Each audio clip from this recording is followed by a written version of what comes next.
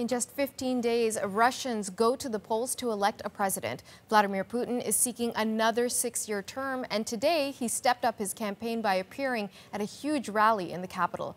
Freelance reporter Charles Maines is back, and he's been watching this for us. So, Charles, we know that this rally is taking place just a couple of days after that huge Cold War-style pep talk that Putin gave. What did we see at the rally? Well, Vladimir Putin has really run a non-campaign in this presidential election season. He's skipped debates. He's running no ads.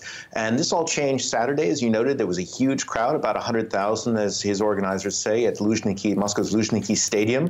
Putin showed up for a brief speech. He pointed to the refurbished arena, which will, of course, will host some of these World Cup soccer matches this summer, as a symbol of Russia's renewal, both at home and abroad. Putin called on supporters to make the 21st century a Russian century, essentially, a century of constant Russian victories. He pointed to the Russian men's Olympic hockey team's performance in Pyeongchang as an example of what Russia's capable of, and in fact, it joined them in a slightly off-key rendition of the Russian hymn, which they were, of course, banned from doing in Pyeongchang as part of the IOC punishment over doping. But of course, this idea of renewal, that is Putin's main argument for why he should be president for the next 6 years, that he's essentially made Russia great again.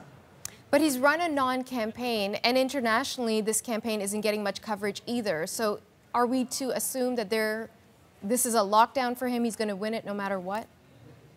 There's no question he'll win. The question is how he wins. If you believe the polls, he'll get about 70% of the vote. But there's a real concern in the Kremlin about turnout. The fact is, it's just about getting enough Russians to show up and vote for Putin, or even vote for the other candidates.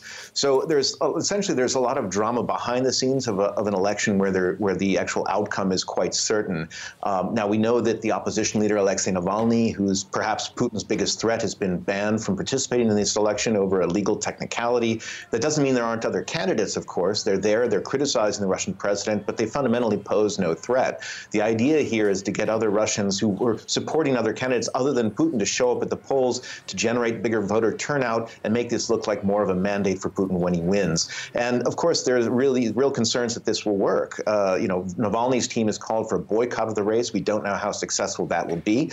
But you got a sense of some of the voter, the enthusiasm gap even today at this stadium performance by Putin. As soon as he left, the whole place, 100,000 people, went absolutely quiet.